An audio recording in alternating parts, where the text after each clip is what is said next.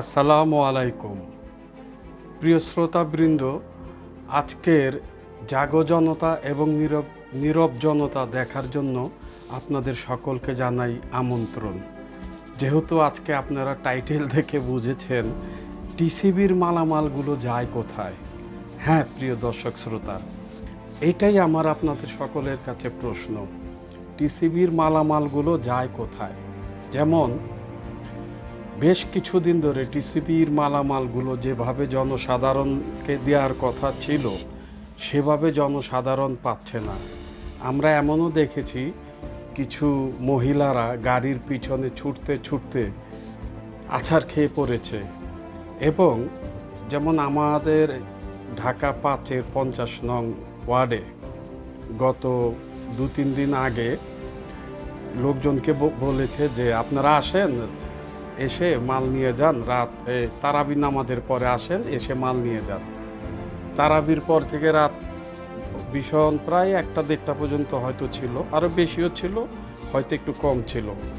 প্রায় রাত্র পর্যন্ত দাঁড় করিয়ে মাল দেয়নি, বলে আমাদের এই সার্ভার হ্যাং, এইটা সেটা এগুলি সেগুলি বলে।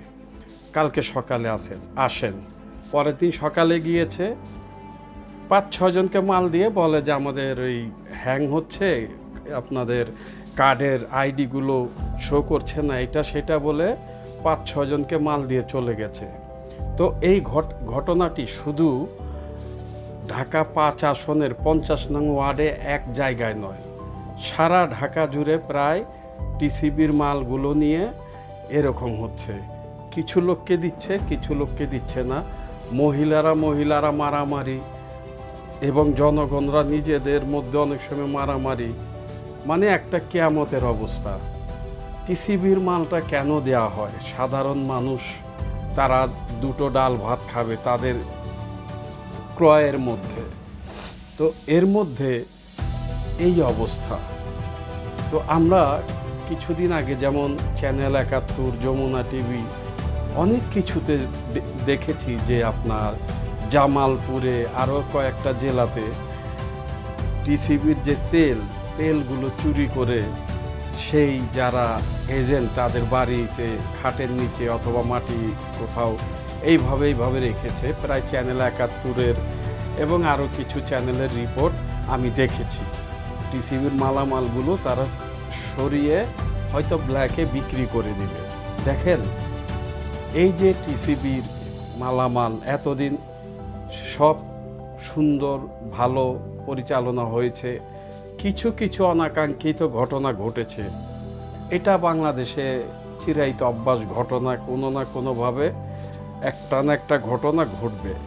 তো আমি বুঝি না, এটা আমাদের অভ্যাস যেহেতু। কিন্তু এবার টিসিবির মালামালগুলো কেউ পাচ্ছে না। কেন পাচ্ছে না, কী জন্য পাচ্ছে না, এইটা দেখার কি দেশের কেউ নেই? ভোটের সময় যেমন বর্তমান আমাদের নবনির্বাচিত প্রধানমন্ত্রী জনাব তারেক রহমান সাহেব ফ্যামিলি কার্ড দিবে 2 কোটি মানুষ, 3 কোটি মানুষকে। এর আগে সরকার, আওয়ামী লীগ সরকার 2 কোটি 3 কোটি মানুষকে টিসিবির মাধ্যমে কার্ড দিয়েছেন। আসলে কি জানেন, যেমন আমি একটা কথা বলি, এর আগে এই কার্ডগুলো নিয়ে কিছুটা জালিয়াতি হয়েছে। যেমন 2 কোটি লোক 3 কোটি লোককে দেবে, তাদের যেমন চেয়ারম্যান মেম্বারদের মাধ্যমে তাদের লোকরা পায়, ঠিক আছে? একই অনুরূপ, আমি আওয়ামী লীগ বুঝি না, বিএনপি বুঝি না, একই অনুরূপ এবার বিএনপি সরকারের আমলেও ওই ফ্যামিলি কার্ডগুলো দেয়া হচ্ছে তাদের দলীয় লোকজনদেরকে। এবং এমনও ঘটনা আছে, একটা কার্ডের জন্য নাকি কোথাও 5,000 টাকা পর্যন্ত নেওয়া হচ্ছে। 5,000 টাকা, চিন্তা করতে পারেন? এবং এমনও ঘটনা ঘটেছে, টিসিবির একটা কার্ডের জন্য ভাতিজার বউকে, মানে কি বলবো, রমজান মাস ভাতিজার বউর সাথে মেলামেশা করার চেষ্টা করেছে তার সেই কমিশনার অথবা মেম্বার চাচা, এই খবরটিও আছে। তো এটা না হয় প্রকাশ হয়েছে, আরও কি নেই? যে তোকে টিসিবির কার্ড দেবো, একটু আসবি রাত্রে, আমরা 99 খেলবো, 29 খেলবো, তাই না? তো আসলে আমরা মানুষ এখনো হইনি। এত বড় অভ্যুত্থানের পরেও, এত বড় অভ্যুত্থানের পরেও আমরা মানুষ হইনি।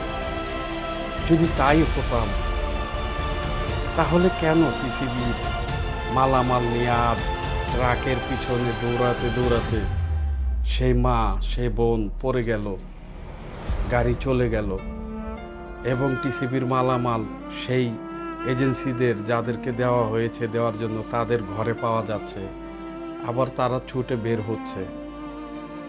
এইটাই কি এই দেশ? এটাই কি ৭১-এর স্বাধীনতার দেশ? এই বাংলাদেশ কি সেই বাংলাদেশ ৯০-এর গণ আন্দোলনের থেকে মুক্তি পাওয়া? এই বাংলাদেশ কি সেই বাংলাদেশ ২৪-এর ৫ই আগস্টের থেকে মুক্তি পাওয়া? আমি বুঝি না। আপনারা কার্ড নাই দেন। ওই আওয়ামী লীগ আমলে ৩ লাখ, বিএনপির আমলে, আমি দুঃখিত, আওয়ামী লীগ আমলে ৩ কোটি, বিএনপির আমলে ৩ কোটি, ১৮ কোটি মানুষের জায়গায় ৮ কোটিও পাচ্ছে না, ৬ কোটি, ৭ কোটি, অথবা আমি ধরলাম ৮ কোটি। তো ১৮ কোটির জায়গায় ৮ কোটি, অর্ধেক মানুষ পাবে। বাকি অর্ধেক মানুষ কি গায়েবীভাবে এসেছে নাকি আকাশ থেকে পড়েছে? তারাই দেশের মানুষ না?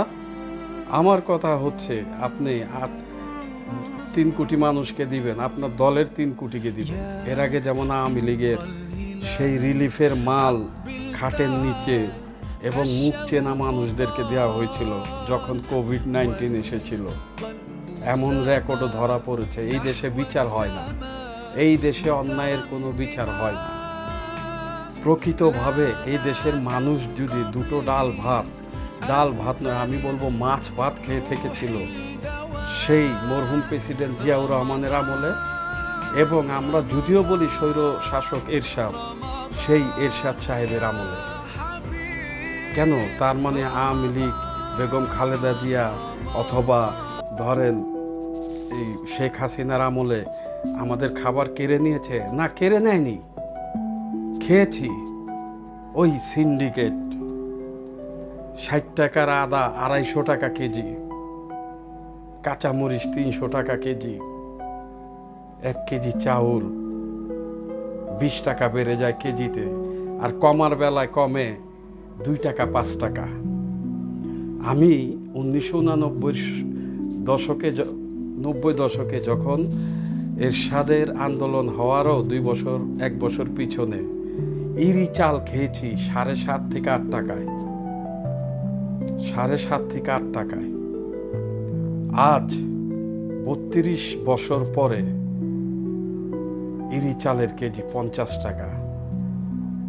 কত পার্সেন্ট আয় বেড়েছে? যে যত পার্সেন্ট চালের দাম বেড়েছে, তত পার্সেন্ট কি আয় বেড়েছে? বাড়েনি। তো আমার কথা জনাব তারেক রহমান সাহেবের কাছে, অর্থাৎ তার পাশে যে ১০ জন, প্রথম ১০ জন, যেমন উপদেষ্টা আমাদের সেই মির্জা আব্বাস কাক্কু, তারপরে আমাদের সালাউদ্দিন আহমেদ কাক্কু, আরও কাক্কুরা আছেন। নিচের সারির ৫ জনের মধ্যে যেমন জাহিদুর রহমান আছেন, অথবা আরও অনেকজন আছেন যাদের নামটা আমি এখন মনে করতে পারছি না।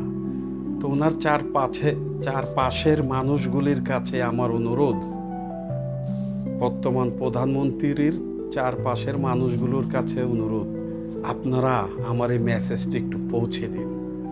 এইসব ফ্যামিলি কার্ড দিয়ে যে ধান্দা শুরু করেছে ওনার দলের লোকজন, এগুলিকে একটু থামাতে বলুন।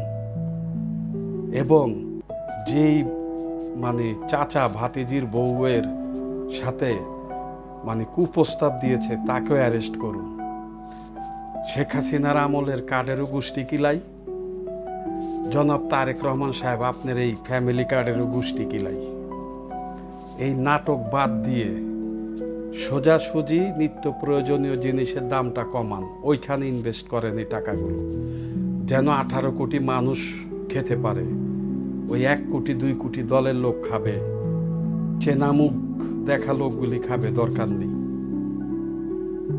এই টাকা দিয়ে নিত্য প্রয়োজনীয় প্রতিদিনকার যে জিনিসগুলো, সেগুলির দামগুলো জনসাধারণের নিয়ন্ত্রণে আনুন, যেন 18 কোটি মানুষই খেতে পারে। 2-4-5 কোটি মানুষের বেলায় সুবিধা।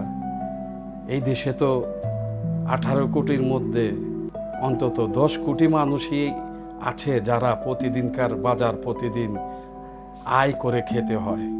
এই দেশটা এমন না যে 15 কোটি 12 কোটি মানুষ সচ্ছল, হাতে গোনা কিছু আছে, তাদেরকে সুবিধাটা দিলে হবে না।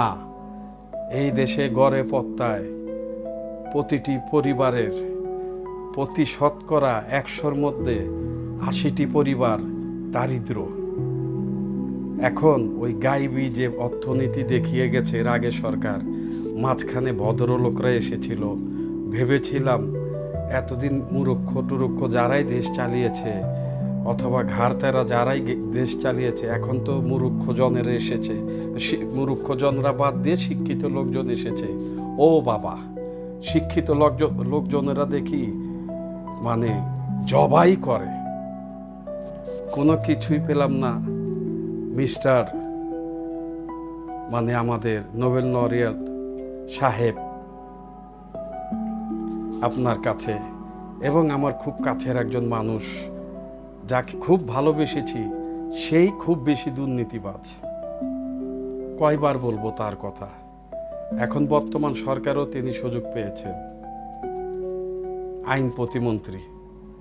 হ্যাঁ, সাবেক আইন উপদেষ্টা আসিফ নজরুল সাহেব বর্তমান গভর্নমেন্টও সুযোগ পেয়েছেন। অথচ এই 5ই আগস্ট হওয়ার আগে, গণ অভ্যুত্থান হওয়ার আগে তার সাথে বিভিন্ন প্রোগ্রামে দেখেছিলাম তিনি বলতো, আমি যদি জীবনে একবার হলো দেশ পরিচালনা করার ক্ষমতা পেতাম তাহলে সাধারণ মানুষের জন্য কিছু করে যেতাম। সাধারণ মানুষের জন্য কিছু করতে পারলে সাধারণ মানুষ খুশি হবে, সেই সাথে আল্লাহ। এমন করেছে না, একটা বিচারক পরিবর্তনে 5 কোটি 7 কোটি 10 কোটি টাকা খেয়েছে। এখন আবার এই সরকারের ঘাড়ে চেপে বসেছে। কারণ আসলে কি জানেন, এই দেশটা এখন আওয়ামী লীগ, বিএনপি, সেই সাথে ভারত, 3টা সাইড মিলে চালাচ্ছে।